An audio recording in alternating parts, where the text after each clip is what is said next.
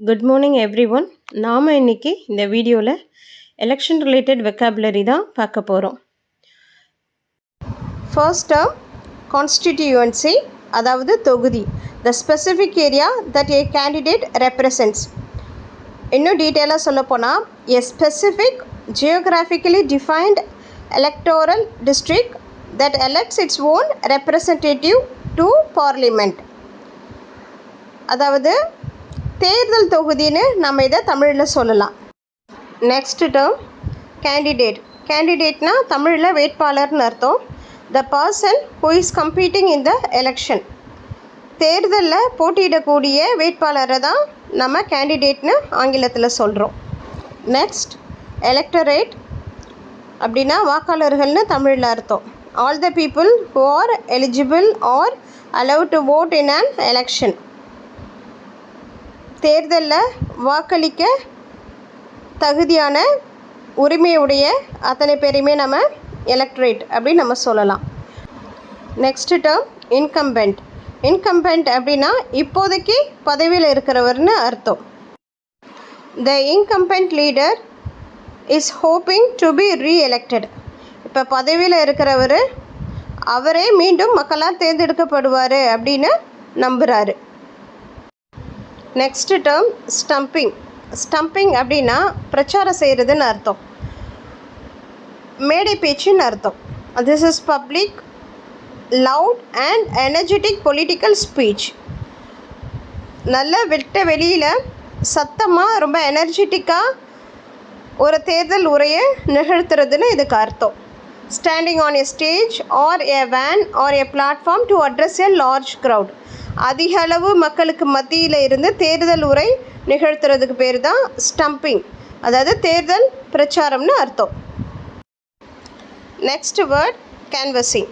Canvassing அப்படின்னா வாக்கு சேகரித்தல். This is personal and direct.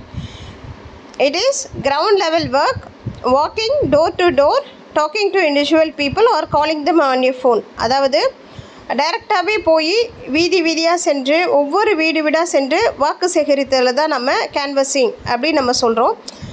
வேட்பாளர் வந்து ஒவ்வொரு தெருவுலையாக நின்று ஒவ்வொருத்தவங்கள்ட்ட தனிப்பட்ட முறையில் ஒவ்வொரு வீட்லையாக போயிட்டு எனக்கு ஓட்டு போடுங்க, உங்கள் ஓட்டு எனக்கு போடுங்க அப்படின்னு சொல்லி கேட்குறாங்க இல்லையா, அதுதான் நம்ம கேன்வசிங் அப்படின்னு சொல்கிறோம்.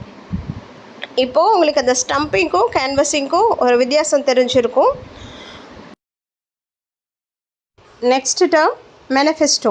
மேனிஃபெஸ்டோ அப்படின்னா தேர்தல் அறிக்கை. A written statement by a political party or a public declaration of what a party promises to do if they win.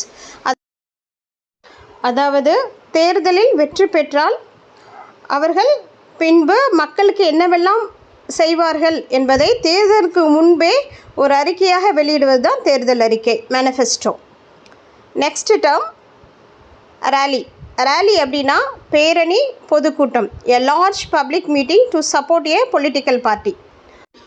அதாவது பெருந்திரளான மக்கள் ஒரே இடத்தில் ஒன்று கூடி ஒரு தனிப்பட்ட அவங்களுக்கு விருப்பமான அரசியல் கட்சிக்கு ஆதரவு தருவதற்காகவோ அல்லது ஒரு பொதுவான விஷயத்துக்காக அதிக அளவான மக்கள் ஒன்று சேருதல், அதை தான் நம்ம ஆங்கிலத்தில் ரேலின்னு குறிப்பிடுறோம்.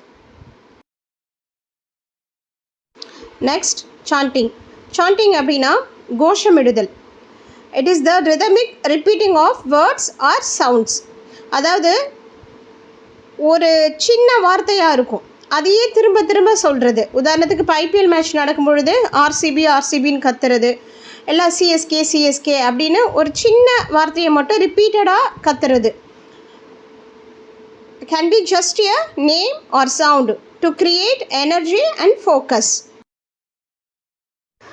Next word sloganeering. ஸ்லோகனரிங் அப்படின்னா தமிழில் முழக்கமிடுதல். அதாவது ஒரு சின்ன வாக்கியம் அதை சொல்லுறது. உதாரணத்துக்கு உங்கள் பொன்னான வாக்குகளை எங்கள் சின்னத்தில் வாக்களியுங்கள், வாக்களிக்க மறக்காதீர்கள், மறந்தும் இருந்து விடாதீர்கள், இந்த மாதிரியான வாக்கியங்களை நம்ம கேட்குறோம் இல்லைங்களா, இதுக்கு பேர் தான் ஸ்லோகனரிங், முழக்கமிடுதல். Next polling booth. Polling booth அப்படின்னா வாக்குச்சாவடி, the ballot or EVM. EVM means electronic voting machine. We use an EVM to vote. Indelible ink அப்படின்னா the purple ink put on the finger after voting. நம்ம கையில் my வைக்கிறாங்க இல்லையா, அந்த அழியாத my தான் indelible ink. Next landslide victory அப்படின்னா மிகப்பெரிய வெற்றி, அதிக வாக்கு வித்தியாசத்தில் வெற்றி பெற்றாங்கன்னா அவங்கள அதை குறிப்பிடுறதுக்கு நாம் landslide victory. The winner gets many more votes then the loser. The competition was there but the winner was much stronger. அதாவது the winner gets a majority, ஒரு 80% 90% வாக்கு வித்தியாசத்தில் ஜெயிச்சிடுவாங்க. நெக்ஸ்ட் நேரோ டிஃபீட் அப்படின்னா குறைந்த வாக்கு வித்தியாசத்தில் தோல்வி அடைதல். Losing by a very tiny margin. For example losing by only 10 or 100 votes out of thousands. ஒரு 1000 வாக்கில் ஒரு 10 வாக்கு வித்தியாசத்தில் அவர் தோல்வியை தழுவியிருப்பார். அதுதான் நம்ம நேரோ டிஃபீட் அப்படின்னு நம்ம சொல்லலாம். நெக்ஸ்ட் டைட் கான்டெஸ்ட் அப்படின்னா கடும் போட்டி, a very close race.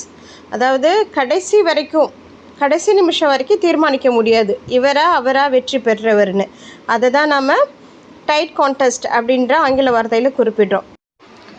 Next overturn result, அதாவது when your recount changes the winner from one person to another. இது என்னென்னு பார்த்தீங்கன்னா ஓவர்டர்ன் ரிசல்ட் அப்படின்னா ஏற்கனவே அறிவிச்சிடுவாங்க இவர் தான் வெற்றி பெற்றார்னு. ஆனால் லூசரை என்ன பண்ணுவார், ரீகவுண்ட் பண்ண சொல்லி அஃபிஷியல்ஸ் கிட்ட சொல்லி கேட்டு அதில் அந்த லூசர் ஒரு வாக்கு 2 வாக்கு லீடிங்கில் ஒருவேளை சில சமயங்களில் வந்துடுவாங்க. அப்படி வரும்பொழுது ரிசல்ட் வந்து மாறும். அதை தான் முடிவு தலைகீழாக மாறுதல், ஓவர்டர்ன் ரிசல்ட் அப்படின்னு ஆங்கில வார்த்தையில் நம்ம குறிப்பிடுறோம். Next postal ballot. Postal ballot அப்படின்னா தபால் வாக்குகள். votes sent by mail, often by government employees or people away from home. Next recount, அதாவது மறுவாக்கு எண்ணிக்கை. சில நேரங்களில் தோற்று போன வேட்பாளர்கள், அதாவது 1 ஓட்டு அல்லது 2 ஓட்டு வித்தியாசத்தில் தோற்று போனதாக அறிவிக்கப்பட்ட வேட்பாளர்கள் அஃபிஷியல்ஸ் கிட்ட சொல்லி திரும்பவும் வாக்கு எண்ணிக்கை செய்ய சொல்லுவாங்க. இதுதான் ரீகவுண்ட் அப்படின்னு ஆங்கிலத்தில் நம்ம சொல்கிறோம், தமிழில் மறுவாக்கு எண்ணிக்கை. Your vote is your voice. The one push of a button can change the entire nation. So press the button wisely. The ballot is stronger than the bullet. Thank you for watching.